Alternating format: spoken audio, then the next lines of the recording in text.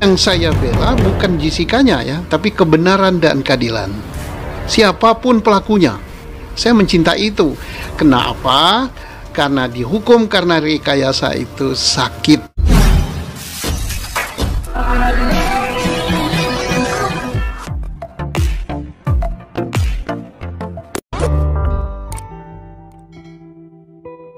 Soal itu dua alat bukti soal ketiga tersangka itu. Ya. Nah, menurut Bung Rahman apa yang belum lengkap dalam sehingga tiga orang itu belum ditetapkan belum ditahan? Sorry. Saya pikir begini, ini masalah teknis lah, teknis penyidikan. Kan keterangan saksi itu material. Saksi itu melihat, mendengar, menyaksikan dengan mata kepala sendiri. Ya ketika hanya ada satu Danu, seorang Danu yang melihat keberadaan, katanya melihat beradaan Bu Mimin, Arigi, dan Abi dan Pak Yosep di TKP tanpa didukung keterangan saksi yang lain atau bukti yang lain, yang paling tidak ada bekas sepatunya Arigi misalnya, ada misalnya sidik jarinya Bu Mimin atau sidik jarinya Abi, mungkin itu akan ada kesesuaian.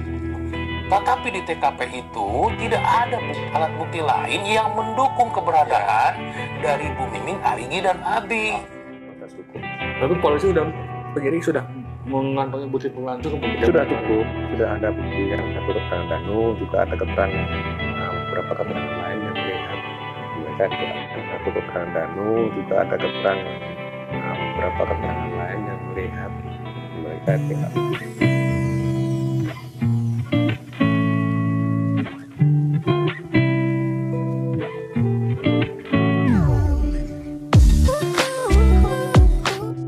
Ini kan kalau yang ketiga ini saya meyakini tidak ada.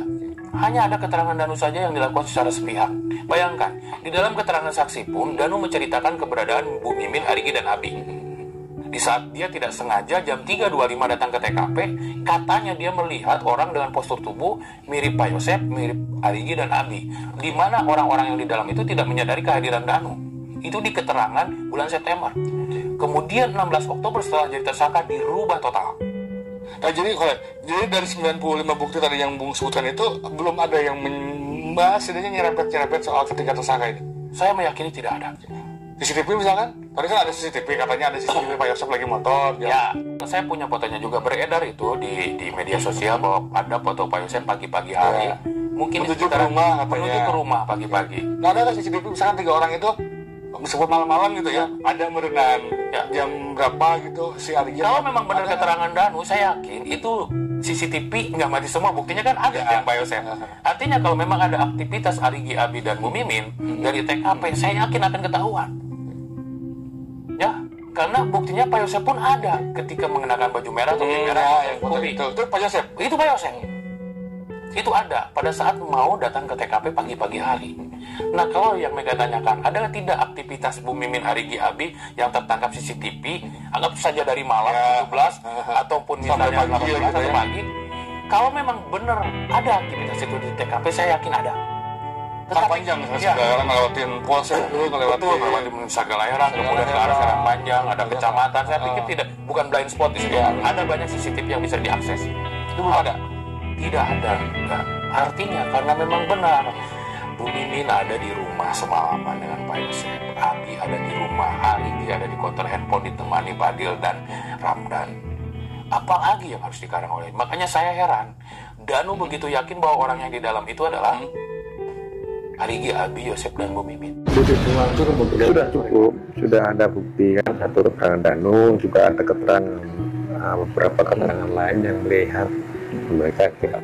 Satu keterangan Danu, juga ada keterangan beberapa keterangan lain yang melihat mereka tidak.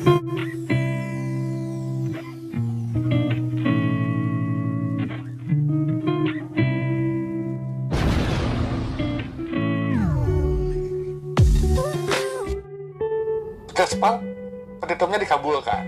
Apa yang akan terjadi? Ya probabilitas itu kan dari setiap hal itu kita ada probabilitas, ada kemungkinan dikabulkan dan kemungkinan tidak dikabulkan. Kalau misalnya kemungkinan ini dikabulkan, artinya kan ada proses hukum yang harus diperbaiki, terutama mencoba mengkoreksi keterangan Danu jauh lebih detail lagi. Berarti kalau dikabulkan makin panjang lagi ceritanya. Ya, makin panjang lagi karena memang keterangan Danu itu harus konsekuen tentunya. Jadi sebenarnya siapa yang ada di TKP itu? Apakah benar Bu Mimin, Arigi, Abi, atau Pak Yosef? Atau memang ada orang lain, ya kan, yang pada keterangan ini ditukar posisinya dengan Pak Yosef, Bu Mimin, Arigi, dan Abi? Kalau di BAP tanggal 23 September itu saja sudah bohong, ada banyak hal yang lain, dibutuhkan jutaan kebohongan untuk menutupi satu kebohongan. Yakin? Oke, ya kan? Jadi Danu akan berusaha semaksimal mungkin menarik-narik Pak Yosef, Bu Mimin, Arigi, dan Abi dengan Maksud gimana, Rob?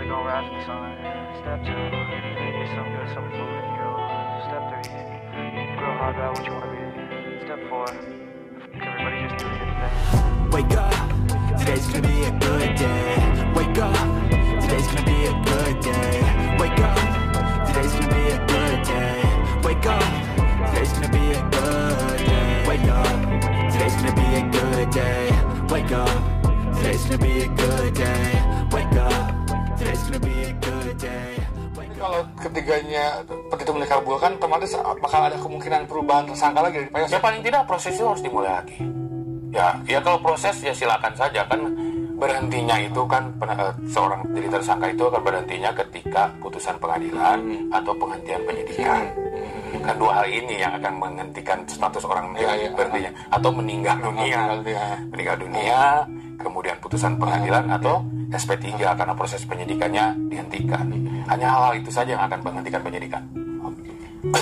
Tapi yang penting dari ini semua sebenarnya bukan masalah itu sih. Saya tadi udah bilang, tujuan saya sebenarnya melakukan pra-peradilan, saya ingin mengetahui apa hasil temuan Polda, Polres, dan Polsek berkaitan pembunuhan itu. Saya ingin mengetahui apa hasil temuan Polda, Polres, dan Polsek berkaitan pembunuhan itu. Ada banyak temuan yang saya temukan hari ini. 95 bukti dihadirkan oleh Polda Jabar sebagai konsekuensi sebagai termohon. Kalau tidak mau, harus menghadirkan itu. Kapan lagi? Kena jebakan Batman. Enggak, seperti itu. Karena memang ada lembaga formal, ada upaya formal yang namanya pra-peradilan. Kalau nggak lewat pra-peradilan nggak mungkin itu. Nggak mungkin. Okay. Ketika rilis kemarin saja teman-teman media kan terbatas bertanya. Tidak bisa melihat keberadaan. Mega tahu nggak hasil visumnya seperti apa? Hasil visum pertama di Kartika Asih, hasil visum dokter Hasri. Kedua korban. Dokter Hasri. Oh ya, jadi itu kan saya baca semua tadi.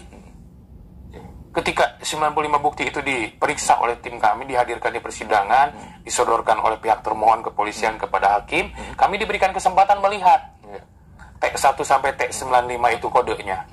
Dan ada beberapa berita acara, termasuk berita acara klien kami, Arigi, Abi, Yosef, Bu Mimin ada.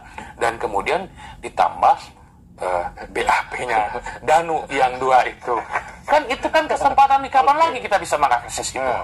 Sampai kapanpun itu tidak akan bisa diakses oleh masyarakat umum, kecuali jaksa nanti yang menerima berkas dan hakim yang akan memeriksa perkara. Kalaupun kami dapat nanti di persidangan hanya berupa resume. Pertama yang saya tahu ternyata Danu sudah divisum oleh Dr. Hasri tanggal 30 Oktober 2021 bersamaan ketika otopsi ulang dilakukan oleh Dr. Hasri, ya kan? 2021 ya? 2021. Saya bocorin nih, ya kan? Danu berdasarkan hasil visumnya itu ada luka cakar. Oke, di kaki kalau salah. Ya, ada luka cakar. Di kaki katanya. Ada luka cakar di situ. Itu hasil visum Dr. Hasri. Dari sekian banyak saksi nih yang diperiksa di Polres Subang, satu-satunya saksi yang diperiksa untuk divisum bersamaan dengan otopsi 2 jenazah ini hanya Danu. Dan itu dihadirkan oleh Polda Jabar di persidangan sebagai bukti. Di pra-peradilan. Di pra-peradilan tadi. Saya lihat. Saya punya kesempatan membaca. Kalau saya tidak melakukan pra-peradilan, ya tidak akan pernah dokumen itu dapat saya lihat. Keturunan ibu ternyata belum dikerjakan. Terus saya bilang, saya punya jam kematian loh. Ini bukan sesuai visum ya yang saya tulis. Pokoknya saya ngomong jam kematian. Bu Tuti dibunuh jam 2 sampai jam 4. Amel jam 4 sampai jam 6. Kematian. Bu Tuti dibunuh jam 2 sampai jam 4. Amel jam 4 sampai jam 6. Nah,